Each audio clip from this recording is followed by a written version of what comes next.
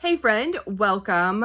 If we haven't met yet, I'm Jen. I'm a part-time online clothing reseller, and that means I go to thrift stores, I buy used clothes, I list them on eBay and Poshmark, and I sell them, hopefully for a profit. Today is Thursday, February 13th, and I have 4 items that sold in the last 48 hours. It was a slow couple of days. My gross profit, or my gross sales amount rather, was, I forgot to look it up, I think it's like $98 and some odd cents. It was just a slow couple of days. I sold all of these on Tuesday. Yesterday I did a thrift haul, and then I sold nothing yesterday. So I don't know what happened. It's kind of frustrating. 2 sold on eBay, 2 on Poshmark, 1 on Curtsy, and we're going to talk about Curtsy at the end. So this is a hat that sold, and this is the North Face. It's like a performance hat. The material is kind of, you know what I mean when I say performance? I think like golf pants. So I looked up the North Face performance baseball cap on the eBay product research tool. The average sale price is $13.16. The sell-through rate is 17%. Not very high. I did price this at $20. I think it was based on the color. Somebody offered me $12, and I went ahead and accepted that. It took 2 months to sell. I bought it at the bins, the Goodwill outlet where you pay by the pound. I usually average my items at $2 a piece.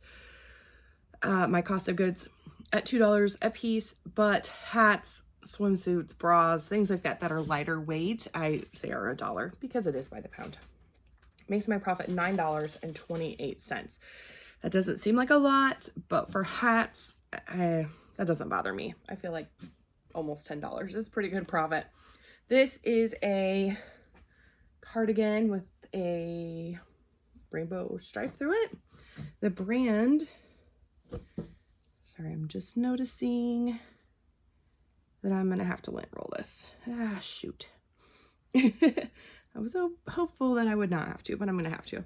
All right, this is the brand Torrid. It is a kind of bread and butter brand for me, but in my experience, when I say bread and butter, it's brands that will generally sell for what I'm hoping my profit to be, and in a really about 3 to 6 month time period. In my experience, novelty type prints in Torrid sell really fast, and this was no exception. So this only took 2 weeks to sell. So a Torrid cardigan rainbow is what I put in the search, has an average sale price of $22.88 with a 38% sell-through rate. That's pretty good in my opinion.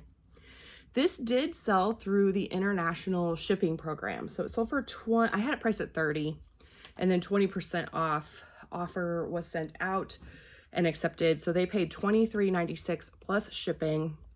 They paid $30.81.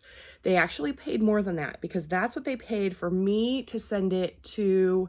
There's a hub in Chicago. There's a couple different hubs, but the one that I'm closest to is Chicago. So I send mine to Chicago, and then they will send it on to wherever it's going. In this case, Australia, which is kind of cool. I like the international shipping program through eBay. All I have to do is just turn it on. In fact, I think it kind of automatically is on now. You might want to go into your shipping policies and make sure it's on. If you choose to do so, it really is 0 extra work. I don't have to worry about any of the custom stuff.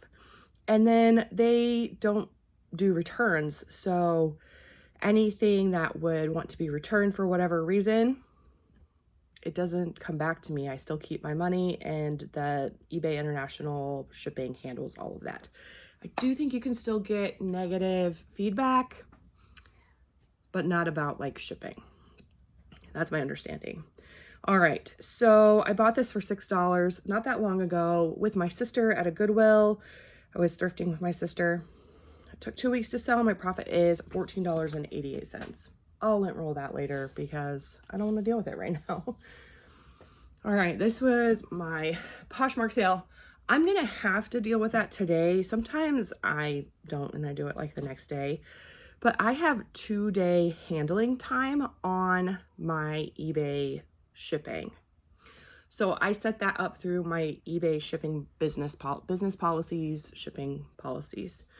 And I have 2-day handling time. It actually was 3 days for a really long time when I wasn't doing daily shipping. I would only go to the post office 2 or 3 times a week.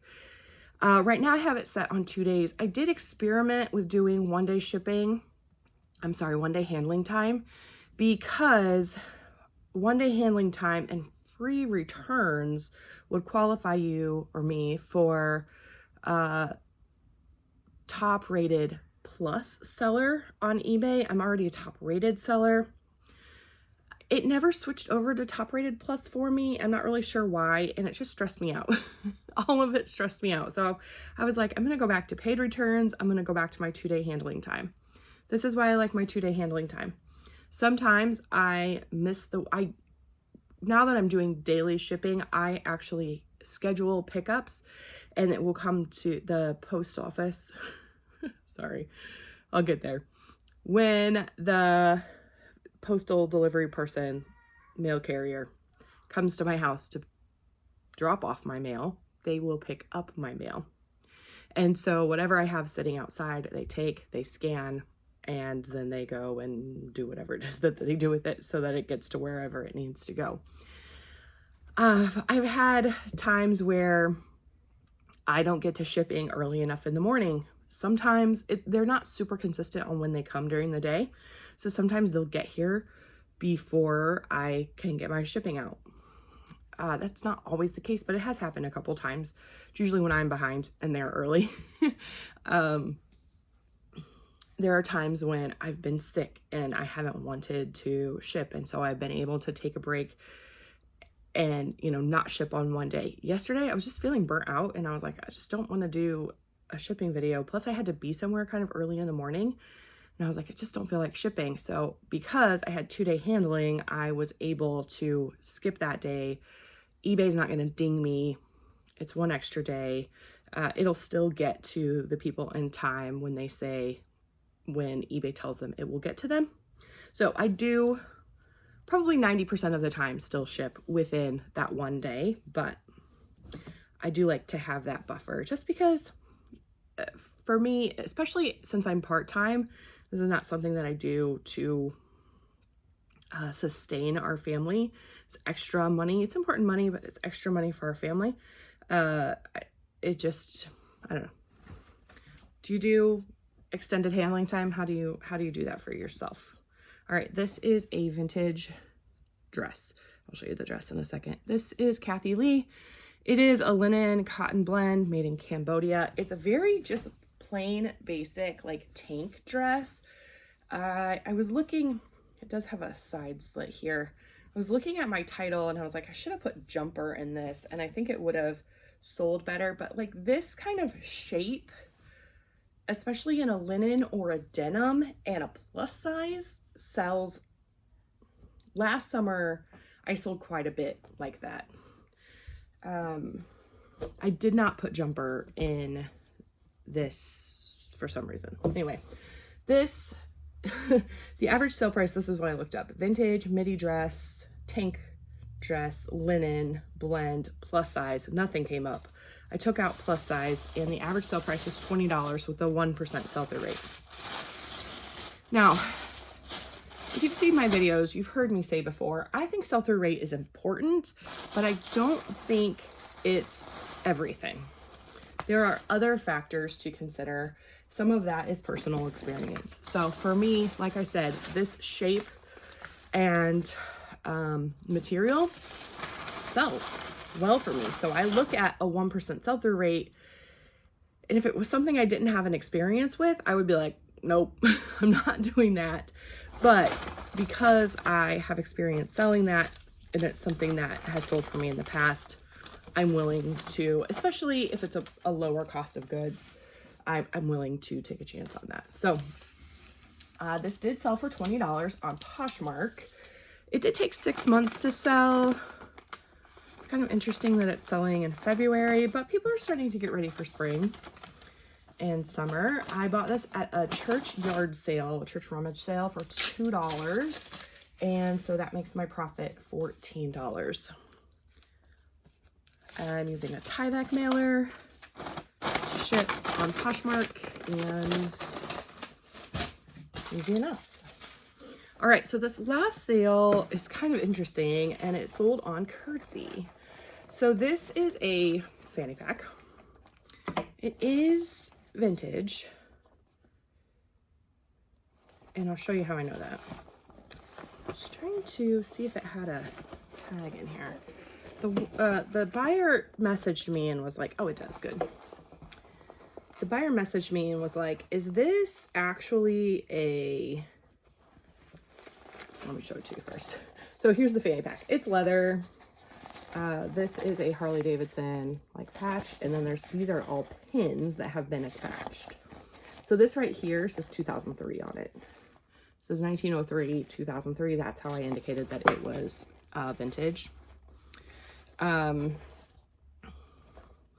Also, all of these, this is a Harley owners group. This says the celebration. There's another 2003 Ladies of Harley. And then this one says MDA Milwaukee 2003. Anyway, yeah, so these are all, you can tell they're like pinned in, but this one does not have a pin. But anyway, she messaged me and was like, is this actually Harley branded? And I apparently did not take a picture of the Harley tag. She was like, is it Harley branded, or is it just a bag that has Harley pins on it? And I was like, I'm fairly confident that it's a Harley bag. Now I'm certain that it's a Harley bag. Anyway, this sell-through rate was really, I don't know. I looked up Harley Davidson leather fanny pack. I don't know if they call them fanny packs anymore, so maybe there would have been a better word to put in there. But the average sale price was $22.15 with a 28% sell-through rate. When I looked this up, when I listed it, there was something about it that indicated that I listed it higher, and I actually listed it for $100.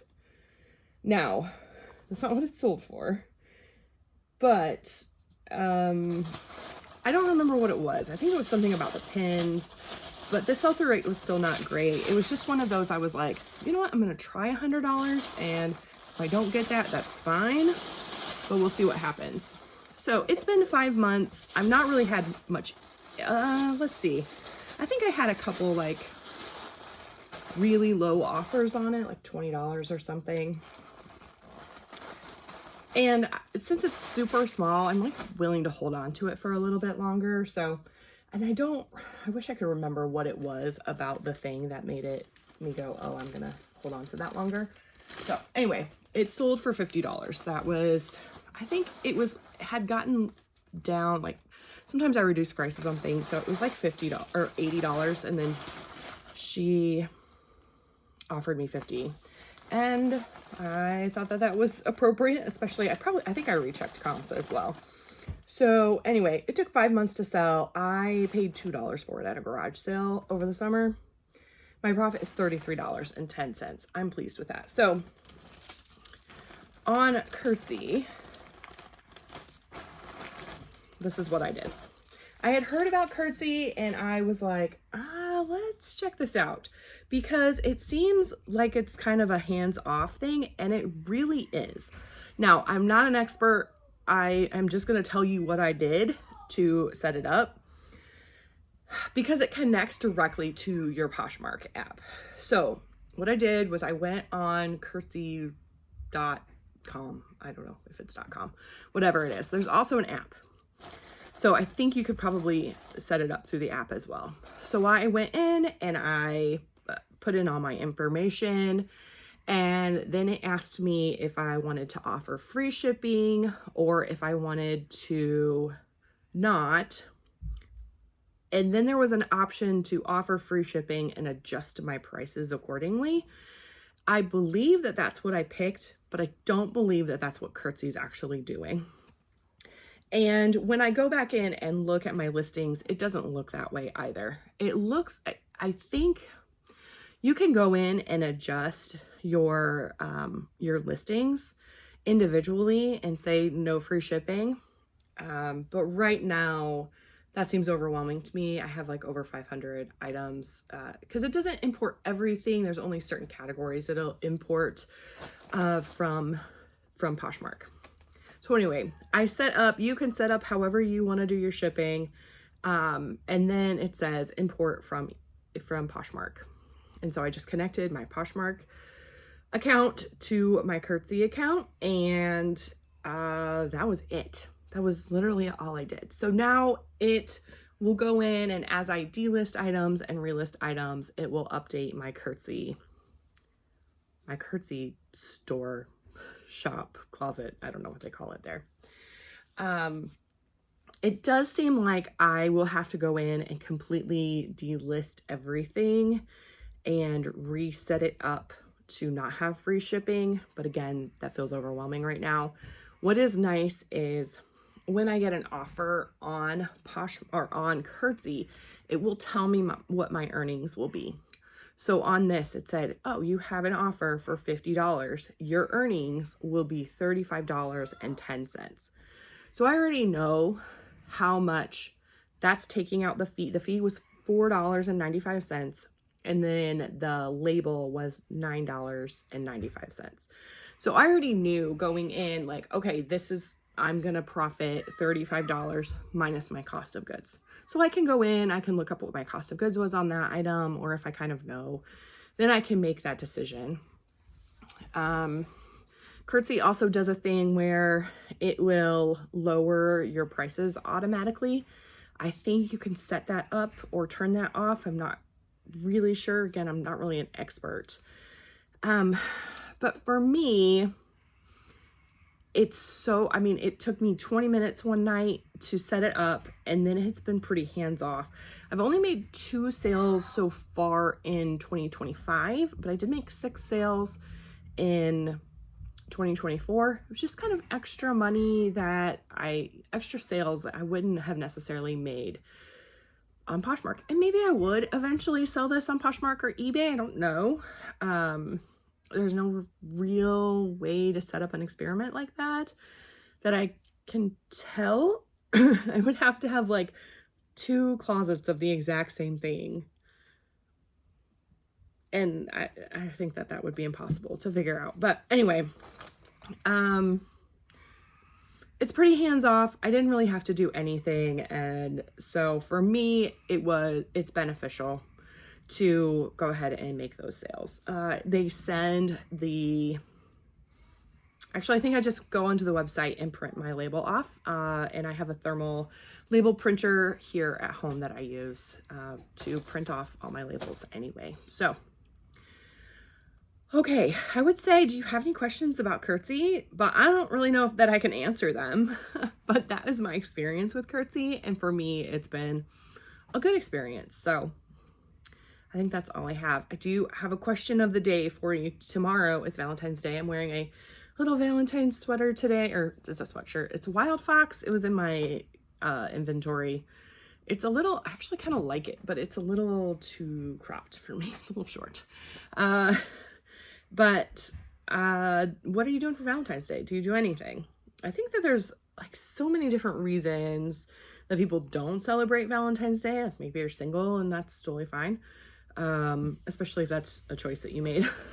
Sometimes that's not your choice. And